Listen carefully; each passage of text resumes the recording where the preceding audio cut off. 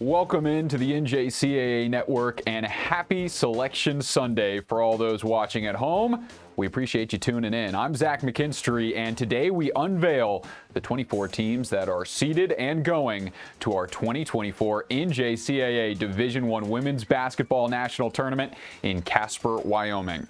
Let's go ahead and look at the bracket to show you how it shakes out, with the 24 teams, 16 of which coming from the district champions and 8 coming from at-large bids, still waiting to see if they punch their ticket. So as you can see, the top 8 seeds get first-round byes, which will begin March 27th. Everybody else starts on the 26th. The 16-17 seed fight to play the number 1 seed. Then you can see beneath them the 9 and 24, the 13 and 20, and the 12 and 21. On the opposite side of the bracket, it's the 15 and 18, 10 and 23, 14 and 19, and 11 and 22. All of those games on ESPN Plus, the championship on ESPNU, and there's a break, which is new this year, on March the 31st, a rest day on that Sunday, and then the national championship to be played on April the 1st, that Monday. All right, let's go ahead and give you the top 8 seeds that will get first-round byes in this tournament. We start with the number 1 overall seed in this bracket, and to no surprise, it is Hutchinson and the Blue Dragons. The Blue Dragons missed out on the tournament last year, but they would not be denied this season, closing out an undefeated season with a game-winning bucket with 5 seconds remaining and the Region 6 championship. Freshman Kiki Smith has been a star for Hutch, tallying 18 points a game and only turning it over once a game on average over her 33 starts. Congrats to Hutchinson and the Blue Dragons, who get the number 1 overall seed. Beneath them at number 2, it is Wabash Valley. The best offense in the country is ready to make their mark in Casper, averaging 101.8 points a game this season. Obviously, those numbers pop off the screen, but the defense is there too, adding 16.6 steals a game, which is the most in NJCAA women's basketball. Luke Scheidecker has 6 players averaging double figures this year, and a deep roster very capable of making a tournament run. Congrats to Wabash Valley as we move to the 3 seed. Another team getting that first round bye, it is Northwest Florida State. Last year's national champions return again, and their streak continues as the Raiders have now tallied 7 straight tournament appearances under head coach Bart Walker. This team is steady on both sides of the ball, with the second best field goal percentage in NJCAA Division I women's basketball, as well as the second best points per game allowed defensively. Can the Raiders make another tournament run? We will find out. Following them is the number 4 seed in this tournament. It will be Collin. Collin County and the Cougars return to the D1 NJCAA tournament for the second straight year after a dominant 30-2 season. This team has a pair of sophomore guards that have torn up opponents this year, Wyatta Jennings and Mackenzie Buss, who combined for nearly 40 points a game between the two. So congratulations to the Cougars as the 4 seed, another team with that first round bye as we move to the 5 seed. It is our first at-large bid. It is Gulf Coast State. This is a team that was ranked number 3 in the last poll, and they've been as high as number 1 this year. Only 4 losses for the Commodores this season, who sport a top 10 offense in a number of statistical categories. They represent our first at-large bid. So the Commodores are in as a 5, behind them as a 6 seed. Shelton State and the Buccaneers. The Bucs dynasty in the Alabama CC Conference continues as the 60-58 district title win was the 200th consecutive conference win. Shelton State continues to thrive under Madonna Thompson, and this year's team is no different, dominating the glass while fantastic sophomore point guard Adriana Jones is putting up nearly 20 points a game. Shelton State begins their season the 28th, and they are the 6th seed. We move to number 7. It is Odessa. The second at-large bid, the Wranglers navigated an extremely difficult Region 5, winning 13 straight before falling to Collin County in the championship game. This is a squad stacked with experience. 7 of the top Odessa scorers this year are sophomores. A veteran team that's ready to make a tournament run as the 7 seed. They get a first-round bye. And our last top seed that will get the first round bye is the 8 seed and another at-large bid. The third at-large bid to get a first round bye are the Thunderbirds. 26-6 overall record included wins in 15 of 16 before falling to Collin County in the Region 5 semifinal. They have 3 freshmen scoring 10 or more a game, and those freshmen combining for nearly 40 points a contest. Thunderbirds close out the top 8 as we move out to the bracket and look at the full top 8, with the 1 through 8 getting the first round bye. The number 1 overall seed, to no surprise, Hutchinson. Underneath them, New Mexico and the Thunderbirds. Then Collin and Gulf Coast State, the 4 and 5 at the bottom of the left side of the bracket. Opposite side, Wabash Valley, the 2, Odessa, the 7, Northwest Florida State, the 3, and then Shelton State, the 6 seed, to close out the top seeds in this tournament. So we are going to pass it over to an interview with the head coach of the number 1 overall seed, the Hutchinson CC Blue Dragons. We now welcome on the head coach of the number 1 overall seed in this tournament, the Hutchinson CC Blue Dragons. It is head coach John Onchus. And John, we appreciate you joining us. Thanks for having me, Zach. Well, yeah, first off, congratulations, 33-0 in this regular season and earning the number 1 overall seed, especially when you consider last year missing out on this tournament. So what does it mean to you and these sophomores on the team? How did that fuel them coming into this campaign? I think our sophomores were definitely missed out on going to the national tournament last year, and that really motivated them coming into the season. They've been their leadership has been tremendous for us, and they've been motivated all season long. Well, from moving from those sophomores to some of your freshmen, Kiki Smith has been phenomenal this year, top scorer in the lineup. What has her ability to score meant to this team on this 33-win run? Well, Kiki has had a tremendous season for us, shooting the basketball extremely well from the perimeter. It really spaces the floor for us, and it allows our other kids to get into gaps.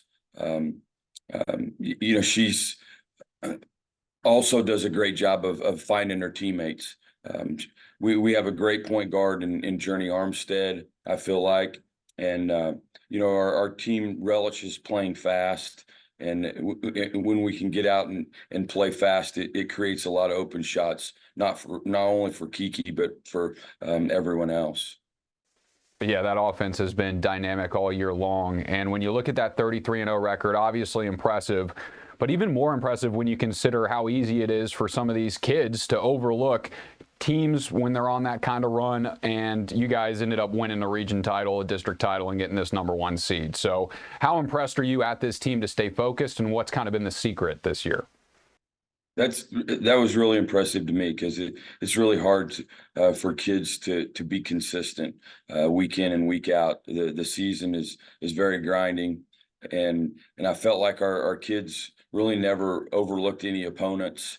We never really had any outings where we were sluggish or not focused. Was really impressed with just from week 1 of conference play till last night in the region, we were solid.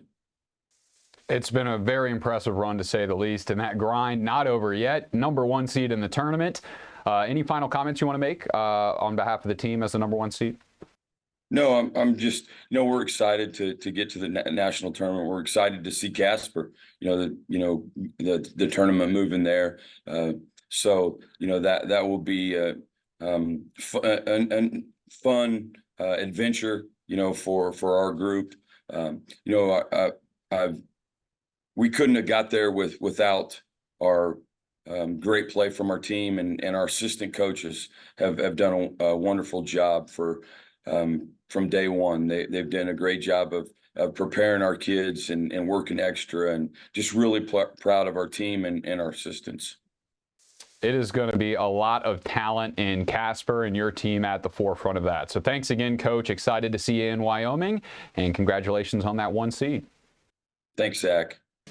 Congratulations again to John and his Blue Dragons on securing that number 1 overall seed, as Hutchinson, a force to be reckoned with. with their 33-0 season. They're the number 1 seed, and we are going to a break. When we come back, we will display the rest of the seeds, the 9 through 24, and the remainder of the at-large bids, waiting to see if they'll get in. Stay with us on the NJCAA Network. We'll be right back.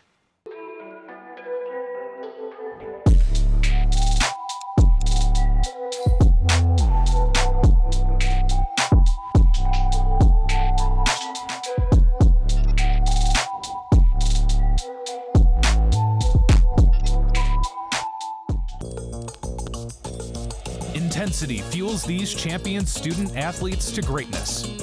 Zurich Insurance is proud to be the official provider of student athlete insurance for the National Junior College Athletic Association. Throughout the highs, we cheer along to their screams of victory. Throughout the lows, we support them through their tears of defeat.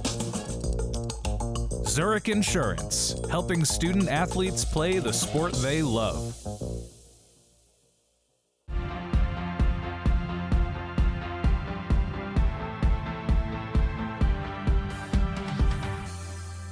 I have a little birthday message for you from someone too. I heard you really love basketball. You're a good shooter and a good dribbler. Happy birthday, MJ, and I hope you enjoy your day. Thank you. You're welcome.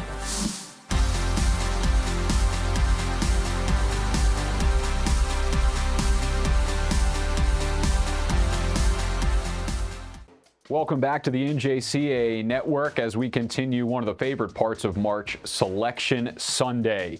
Still got a lot of teams to unveil where they're seated and a few more at-large bids to determine whether or not they get in. But first, we look at the 1 through 8 seeds one more time. Let's start with the top seeds in this tournament. Hutchinson, the 1, New Mexico, the 8, Collin, the 4, Gulf Coast State beneath them, the 5, opposite side, Wabash Valley, the 2, Odessa, the 7, Northwest Florida State, the 3, and Shelton State, the 6. All of those teams getting first-round byes. Everybody else playing on March the 26th. And we'll go ahead and dive into it. 16 and 17 matchup. Winner takes on the number 1 overall seed, Hutchinson, and the number 16 seed is Cochise. The Region 1 and West District champions get the 16 seed as the Apaches get their 5th tournament appearance since 2017. Coach Opat has a top 10 defense in NJCAA Division I women's basketball, limiting opponents to just 53.2 points on average. And Cochise looks to keep that defensive success going in Wyoming. They play the 17 seed in the opening matchup, Chattanooga State. The Tigers are headed to Casper after a 31-1 season, capped off by a 2-point nail-biting win over Walters State in the Appalachian District Championship. Silkiari Vasquez-Troche headlines a talented starting 5, averaging 12.6 points, 8 assists, and 5 rebounds, and is coming off a 21-point double-double in the district final. So that should be a good matchup of the 16 and 17 with Chattanooga State, that 17 seed. And now we move to the 9 and 24 matchup, and we start with a 9 seed, and the final team to get an at-large bid from Region 5 is Trinity Valley.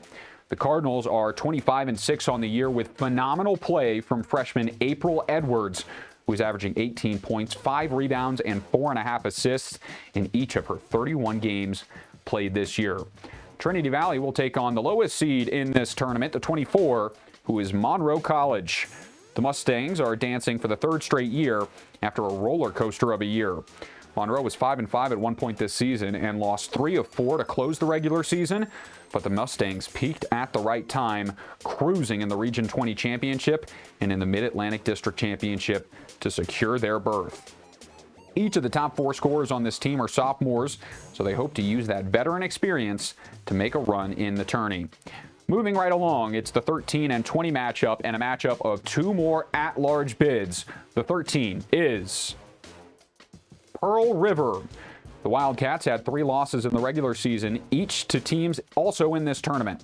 They fell short in the region semifinal to Southwest Mississippi after the Bears hit a game-winning 3 with 5 seconds left.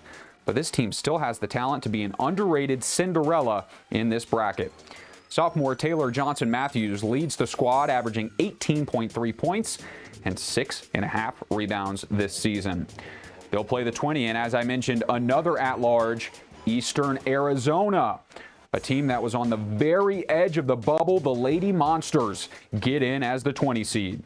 They went 27-4 this year with all 4 losses to Cochise. Luckily, they are a little further down in the bracket from them. This is one of the best defenses in the tournament statistically, with the best opponent field goal percentage and the 4th best points per game allowed at 49. Eastern Arizona is in. We move along to the 12 and 21. The 12 seed is Southern Idaho. The Golden Eagles are queens of Region 18 for the 4th straight year, beating Utah State Eastern in a thriller on Saturday. Randy Rogers has built another dynamic roster with Kaylee Hedrick as the centerpiece, putting up 12 points and 10 rebounds on average this season. The Golden Eagles will play the 21 seed in their opening matchup, Connors State. The Cowgirls are winners of their last 13, riding a 29-4 season en route to a Region 2 championship. It's the first time since 2009 Connors State has been picked for the dance, and only the second time since the turn of the century. But head coach Jamie Fisher has this year's team ready to roll. This is one of the best offenses in NJCAA women's basketball, putting up 82 points a game with their fast tempo. Let's move right along to the 15 and 18 matchup. Winner of this one will go on to play the 2 seed Wabash Valley, and the 15 is East Georgia State. We have a first-timer. The Lady Bobcats are headed to the national tournament for the first time in program history. This team came out of nowhere and has dominated 27-3 this year with 24 straight wins under head coach Theo Howard. East Georgia State cleans up the glass better than nearly every team in this tournament, averaging 19 rebound difference every single game, which is second in the NJCAA. The 15 seed will play the 18 seed, which is our second to last at-large bid, the Conquistadors. Dodge City is a talented team that went 26-6 this season, and they love the 3-ball, shooting and making threes at a top 5 rate in all of NJCAA Division I women's basketball. We move now to the 10-23 matchup, and the number 10 team is our final at-large bid. It is Eastern Florida State. The final bid, the Titans, had a tough showing against Northwest Florida State in the district semis, but had won 26 straight leading into that game. They shoot the 3 well and defend it well. Top 7 in percentages in both categories, and they earn the 10 seed as an at-large. They'll play the 23 seed in their opener, North Dakota SCS. It's the 3rd straight year and the 4th time in the last 5 years that the Wildcats make the tournament after surviving an overtime scare against Williston State in the Region 13 champ and skating by Malcolm X College in the North Central District title game. This squad is led by a pair of talented freshmen and leads the country at the free throw line, shooting 77% as a team. Winner of that one goes on to play the 7 seed Odessa, and now to the 14 and 19 matchup. Winner of this one will play Northwest Florida State, and the 14 seed is the hosts, Casper. The Thunderbirds won't have to travel far for this tournament, staying at home after winning 19 of their last 20, including a Region 9 championship. It's their 5th straight appearance for this efficient Casper squad, who are top 10 in NJCAA D1 ladies hoops in both field goal percentage and 3-point percentage. A team that can shoot really well will take on the 19 seed in this tournament. It is Belen. The Buccaneers are dancing after an extremely eventful Region 14 tournament. They took down Tyler before upsetting Angelina in overtime and then capped it off by knocking off number 12 Trinity Valley in the Region 14 title game. Belen and coach Jeff Jenkins earned every bit of this bid and excited to see them in the national tournament. Casper and Belen going to be a fun matchup to watch, and now we move to the final matchup in this tournament. The 11 and 22 seeds, both teams yet to be announced. It is the 11 seed, Three Rivers. The Region 16 champions are ready to make a run as this vicious Lady Raiders defense continues to shine. They block the most shots of anyone in JUCO ladies hoops with 5.6 a game and hold opponents to a 3rd best 32.3% against. We move to the 22 seed and the final team in this tournament, Mississippi Gulf Coast. What a story for the Bulldogs, who are headed to the national tournament for the first time since 1977 as the winners of Region 23 title. Hope Adams has done a phenomenal job with this team, which has 5 players averaging 10 points and is top 8 in NJCAA D1 women's basketball in points per game allowed. Congrats to all the teams that made it. Let's zoom out and take a look at the full picture with all of these teams and the bracket filled out. Again, those top 8 seeds are getting first-round byes. They won't begin until March 27th. And everybody else we just announced, Cochise and Chattanooga State, the 16-17. Trinity Valley and Monroe, the 9-24. 13-20 is Pearl River, Eastern Arizona. Winner takes on Collin. Then beneath them, Southern Idaho, Connors State. Winner to take on Gulf Coast State. Opposite side of the bracket, East Georgia State and Dodge City, the 15-18. Eastern Florida State, the at-large bid at 10. North Dakota State, that'll be the 10-23 matchup. Casper and Blinn, a good one on March the 27th. And beneath them, Three Rivers and Mississippi Gulf Coast. So that's how our bracket looks like. We're going to step aside for a commercial break, but when we come back, a very important conversation with our Division I NJCAA Women's Basketball Committee Chair. He sits down and talks with us about the selections that were made, some of the teams that were left out on the bubble, and why those choices ended up the way they did. Stay with us on the NJCAA Network.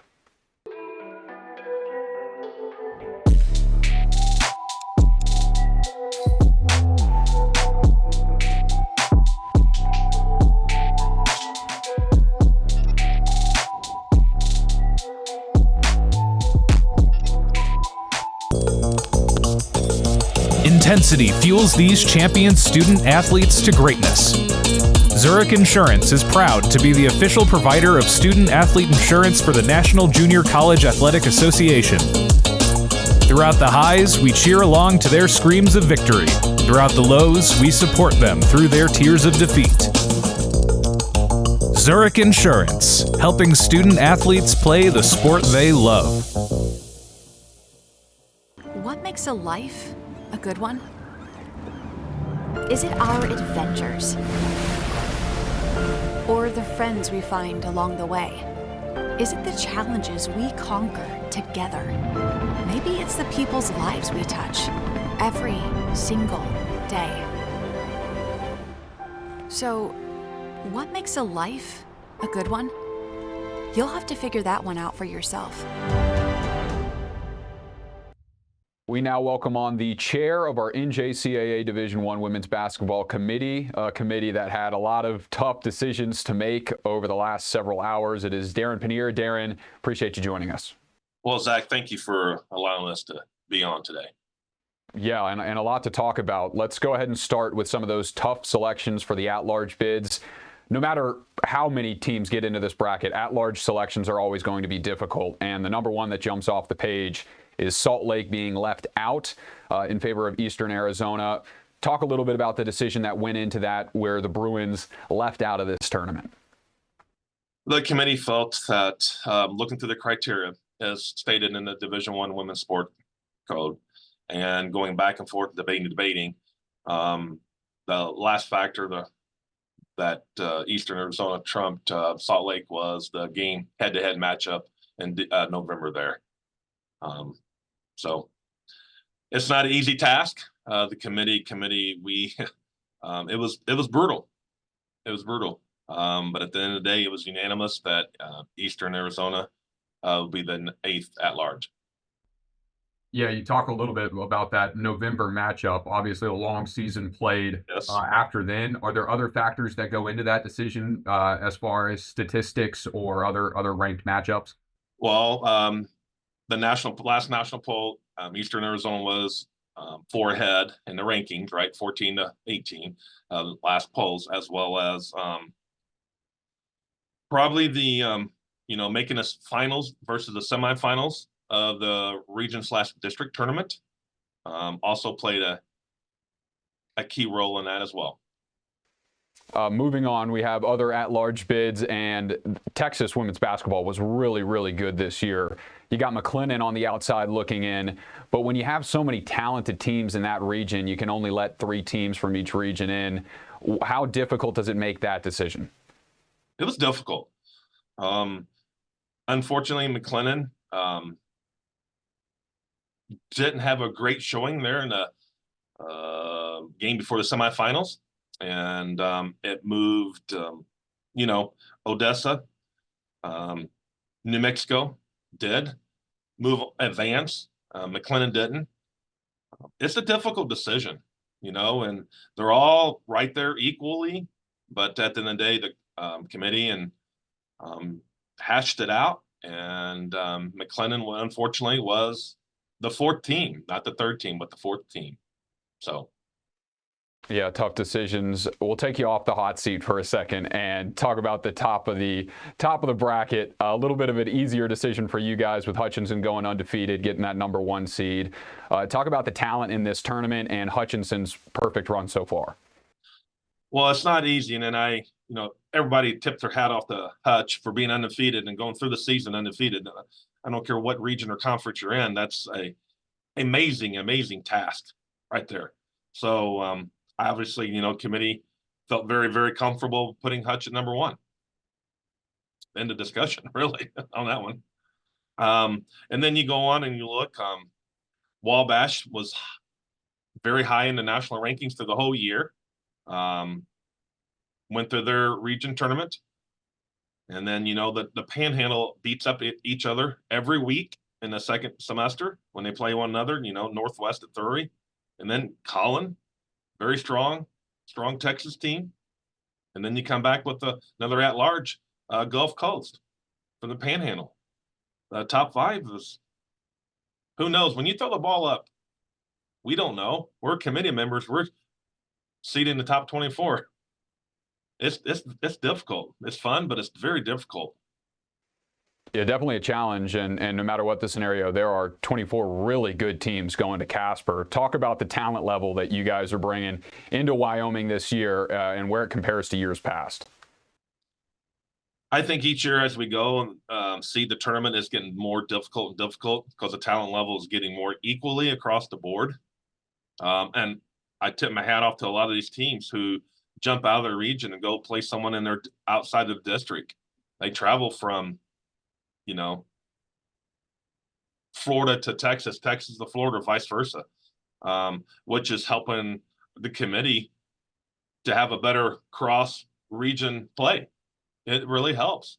You get into your region and you step out of your region, start playing other teams. It just makes it a lot easier for the committee to seed instead of staying in your own region. Well, Darren, you and the committee have put together a really good tournament that I'm excited to see. Any final comments before we wrap our selection show up on behalf of the committee? No, the committee really I think the committee very, very well. It's a volunteer committee, and the committee put a lot of time and effort in from this past week all the way up to early this morning. They did a lot of work, and right or wrong or different, we get to select 8 at large, and then we get to seed 24. Unfortunately, like I tell my coach here, if you want to be in a tournament, you need to win. Don't leave it up to the committee. We do their best with the resources that we have in front of us, and the NJCAA office, they provide us with a lot of information. It's very, very helpful. So we thank you for your time, and hopefully, let's see here. When is it? Yeah, March 26th, we tip it off at 10 o'clock. So it's anybody's tournament, realistically, then. There's a lot of people who are going to be watching the selection show tonight at the NJCAA as well as NCAA. So it's March Madness. There you go. It's crazy in March. Hopefully a lot of people, just as many watching this, are going to be watching in Wyoming. It is going to be a lot of fun. And Darren, appreciate you standing in the line of fire, talking about a little bit of the insight that went into those decisions. And thanks again for joining us today. Thank you, and have a great day. We appreciate Darren giving us some time and giving us his thoughts on the selections, a little look behind the curtain on what went into a lot of those seeds and what went into the bubble process. So appreciate him. And before we wrap up, let's take a look at the bracket one more time. Here's how it looks with all the teams involved. As you can see, those first games played on March the 26th. Second round begins on March the 27th. It continues through April the 1st, and then March 31st, which is Easter. Everybody gets a rest day, so the teams don't have to play on that Sunday, which is new this year for the tournament in Casper, Wyoming, at the Ford Wyoming Center. It is going to be a great tournament. We talked about the talent up and down throughout these 24 seeds, and congratulations for all the teams that got in, and those high seeds. Can't wait to see you play in that talented tournament. Thanks for tuning in on the NJCAA Network. I'm Zach McKinstry, and we will see you in Wyoming in late March.